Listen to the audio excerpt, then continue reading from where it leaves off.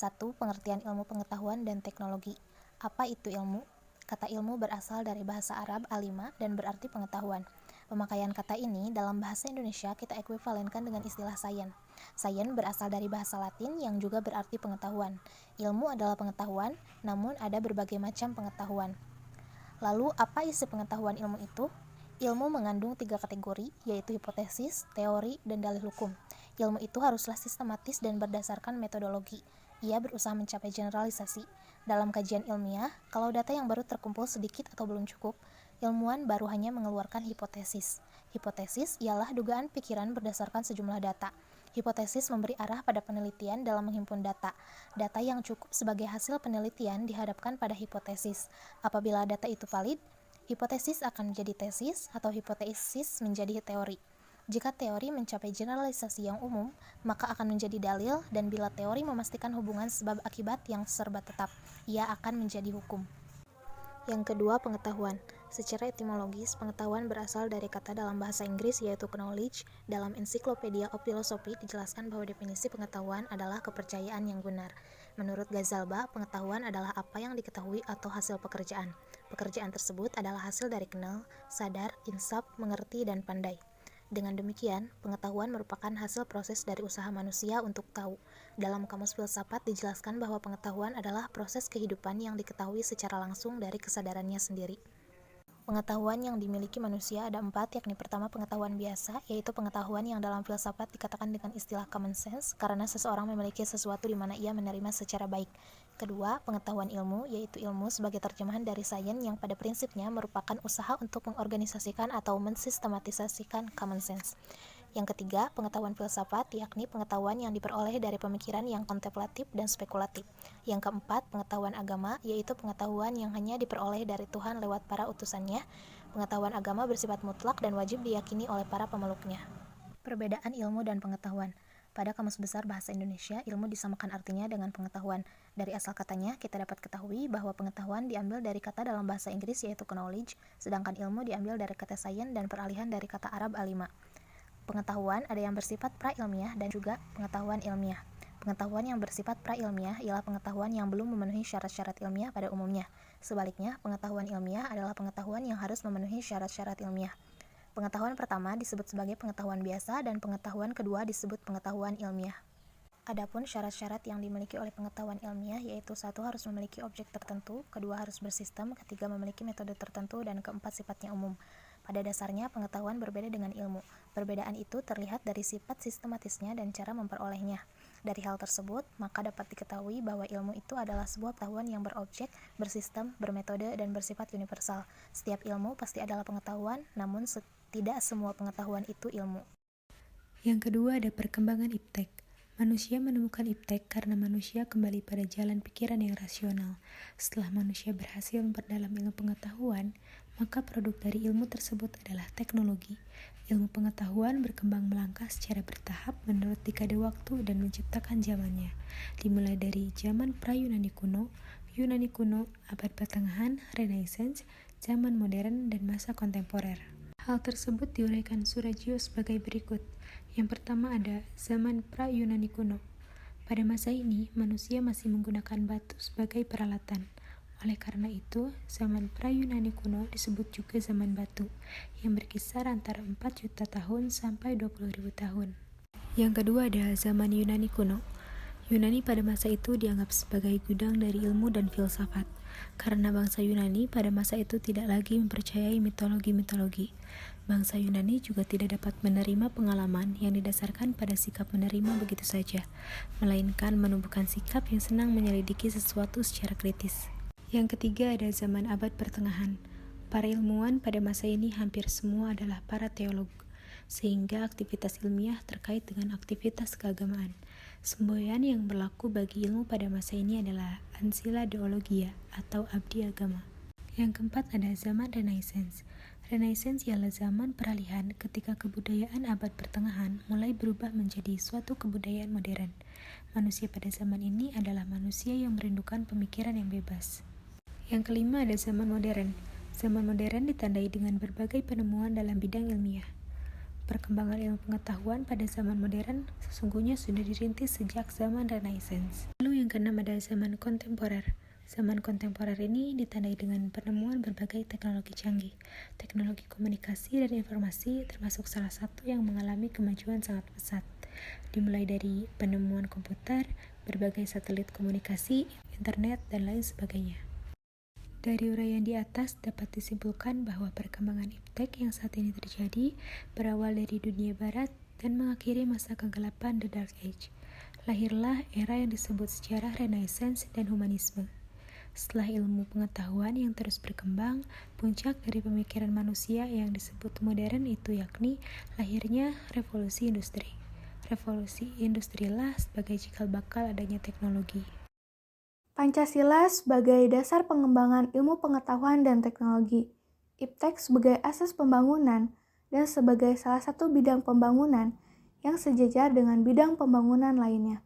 Maka secara sadar, kita mengakui dan memahami betapa pentingnya iptek bagi kehidupan bangsa dan negara kita, terutama dalam menjamin kesinambungan pembangunan nasional. Dasar pengembangan ilmu pengetahuan dan teknologi berhubungan juga dengan ilmu manajemen, yang artinya kita harus memperhatikan setiap proses perencanaan yang akan dilakukan dalam pengembangan ilmu pengetahuan dan teknologi, supaya menjadi efektif. Dalam pengembangan ilmu pengetahuan dan teknologi juga diperlukan pengawasan dan pengarahan untuk bisa mencapai tujuan yang telah ditetapkan sebelumnya, dan dapat memperbaiki masalah yang ada dalam pengembangan ilmu pengetahuan dan teknologi. Nilai-nilai Pancasila sebagai pengembangan ilmu pengetahuan dan teknologi yang terkandung dari setiap sila-sila Pancasila, yaitu yang pertama, sila pertama. Sila ini memberikan dasar bahwa iptek tidak hanya memikirkan apa yang ditemukan, apa yang dibuktikan, dan yang diciptakan, tetapi juga harus dipertimbangkan maksud dan akibatnya, apakah merugikan manusia dan masyarakat serta alam sekitarnya. Yang kedua, sila kedua. Sila ini memberikan dasar-dasar moralis bahwa manusia dalam mengembangkan iptek haruslah dengan cara-cara yang beradab. Ketiga, sila ketiga. Sila ini mendasari bahwa iptek hendaknya dapat menumbuhkan rasa nasionalisme. Yang keempat, sila keempat. Sila ini mendasari bahwa pengembangan iptek itu haruslah bersifat demokratis. Yang kelima, sila kelima. Sila ini sebagai dasar dalam pengembangan iptek dalam menjaga keseimbangan keadilan dalam kehidupan manusia. Pancasila dengan ilmu manajemen sangat berkaitan, dari sila pertama sampai sila kelima, karena menjalankan suatu proses, perencanaan dan pengawasan harus dilandasi dengan nilai-nilai Pancasila. Contohnya pada sila ketiga, yaitu Persatuan Indonesia.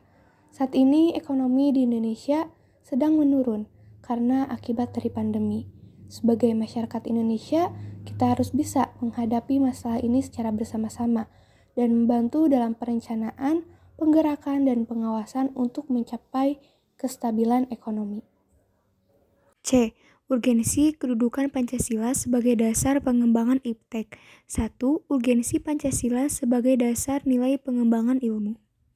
Konsep Pancasila sebagai dasar nilai pengembangan ilmu mengacu pada beberapa jenis pemahaman, di antaranya A. Tidak bertentangan dengan nilai-nilai yang terkandung dalam Pancasila. Maksudnya, setiap ilmu pengetahuan dan teknologi yang dikembangkan di Indonesia haruslah tidak bertentangan dengan nilai-nilai yang terkandung dalam Pancasila. B. Menyertakan nilai Pancasila sebagai faktor internal pengembangan ilmu pengetahuan itu sendiri. C. Nilai-nilai Pancasila berperan sebagai rambu normatif bagi pengembangan iptek di Indonesia. Artinya, mampu mengandalkan iptek agar tidak keluar dari cara berpikir dan cara bertindak dari bangsa Indonesia. D. Harus berasal dari budaya dan ideologi bangsa Indonesia. Cara Pancasila melandasi ilmu manajemen. Pada sila pertama, yaitu ketuhanan yang Maha Esa, mengandung nilai religius atau bersifat rohani.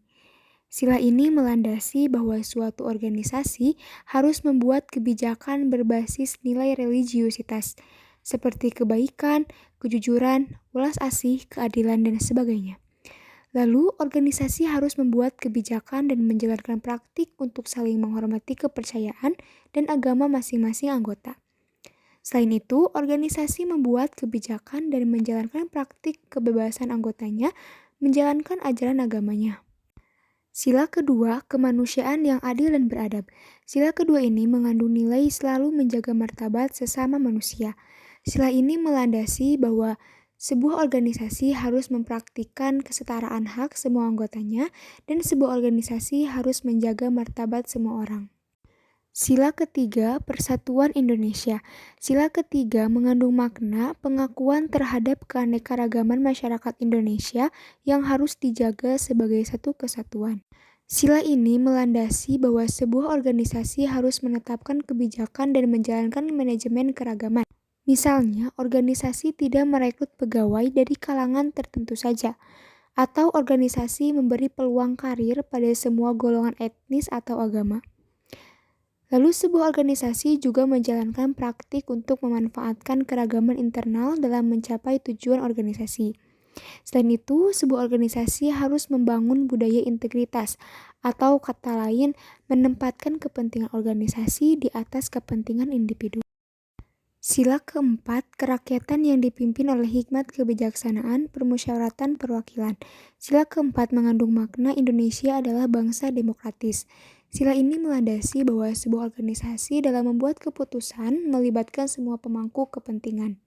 Sebuah organisasi dalam membuat keputusan yang melibatkan masyarakat banyak menggunakan sistem perwakilan. Lalu, sebuah organisasi dalam mengambil keputusan didasarkan atas mufakat. Sila kelima, keadilan sosial bagi seluruh rakyat Indonesia. Sila kelima memiliki makna tujuan dari penyelenggaraan negara adalah untuk menyejahterakan seluruh masyarakat Indonesia secara adil. Sila ini melandasi bahwa sebuah organisasi menetapkan tujuan utamanya untuk menyejahterakan pemangku kepentingan, dan sebuah organisasi menetapkan kebijakan dan menerapkan sistem yang adil dalam remunerasi. 2. Alasan diperlukannya Pancasila sebagai dasar nilai pengembangan ilmu. Yang pertama, pluralitas nilai yang berkembang dalam kehidupan bangsa Indonesia yang menimbulkan perubahan dalam cara pandang manusia tentang kehidupan. Yang kedua, dampak negatif yang membahayakan eksistensi hidup manusia di masa yang akan datang. Yang ketiga, perkembangan iptek yang didominasi negara-negara barat dengan politik global ikut mengancam nilai-nilai khas dalam kehidupan bangsa Indonesia. Sementara itu, yang keempat, alasan Pancasila dijadikan dasar pengembangan ilmu pengetahuan dan teknologi adalah adanya kerusakan lingkungan yang ditimbulkan oleh adanya iptek dan penggunaan benda-benda teknologi yang menggantikan peran nilai-nilai luhur. Yang terakhir, gaya hidup global menggantikan nilai-nilai kearifan lokal. 3. Dinamika dan tantangan Pancasila sebagai landasan pengembangan iptek diantaranya kapitalisme yang sebagai menguasai perekonomian dunia termasuk Indonesia. Yang kedua, globalisasi yang menyebabkan lemahnya daya saing bangsa Indonesia dalam pengembangan iptek sehingga Indonesia lebih berkedudukan sebagai konsumen. Yang ketiga, konsumerisme menyebabkan Indonesia menjadi pasar bagi produk negara lain yang lebih maju. Yang keempat, pragmatisme yang berorientasi pada 3 ciri yaitu keberhasilan, kepuasan, dan hasil mewarnai perilaku kehidupan sebagian besar masyarakat Indonesia. Untuk kesan-pesannya, saya bersyukur bisa mempelajari mata kuliah pendidikan Pancasila ini karena terdapat banyak manfaat yang mana diantaranya bisa mengembangkan karakter dalam pemikiran, sikap, dan tindakan. Tidak hanya itu, pendidikan Pancasila ini juga mempunyai tujuan agar generasi muda, terutama kita sebagai mahasiswa, mempunyai pedoman hidup dalam berpikir dan bertindak dalam kehidupan sehari-hari. Kesan saya selama mengikuti perkuliahan pendidikan Pancasila ini yaitu memberikan pengalaman baru bagi saya dengan sistem pembelajarannya dan tentunya mendapatkan banyak ilmu yang insya Allah dapat bermanfaat. Saat mengikuti pembelajaran perkuliahan pendidikan Pancasila, banyak sekali manfaat yang didapatkan dari setiap pertemuan, dan pengetahuan pun menjadi bertambah. Kesan saya selama mengikuti perkuliahan pendidikan Pancasila ini merasa sangat senang karena cara Bapak mengajar sangat santai dan materi yang Bapak sampaikan dapat diterima dengan baik dan jelas oleh mahasiswa. Kesan saya selama mengikuti perkuliahan Pancasila ini sangat menyenangkan karena mata kuliah Pancasila ini erat kaitannya dengan kehidupan kita sebagai warga negara Indonesia. Juga erat kaitannya dengan ekonomi. Dalam pembangunan ekonomi, pemerintah harus berlandaskan Pancasila, terutama sila kelima yaitu keadilan sosial bagi seluruh rakyat Indonesia. Dengan pijakan ekonomi kerakyatan, kebijakan ekonomi harus ditujukan sebesar-besarnya untuk kemakmuran rakyat. Pesannya, semoga ilmu yang didapat bisa bermanfaat dan diterapkan di kehidupan sehari-hari. Pesan, jangan lupa untuk terus belajar dan semangat dalam menggapai cita-cita. Dan semoga ilmu yang diberikan bisa membantu saya dalam hal apapun. Pesannya semoga ilmu yang kita dapat diamalkan dengan baik dan dapat diimplementasikan pada kehidupan kita. Tidak banyak pesan yang ingin saya sampaikan. Saya hanya akan mengucapkan terima kasih untuk semua materi yang telah disampaikan dan semoga Bapak selalu diberi kesehatan. Pesannya, semoga Bapak dosen tetap semangat dalam mengajarnya dan untuk kedepannya lebih inovatif lagi dalam sistem mengajarnya. Terima kasih. Terima kasih. Terima kasih.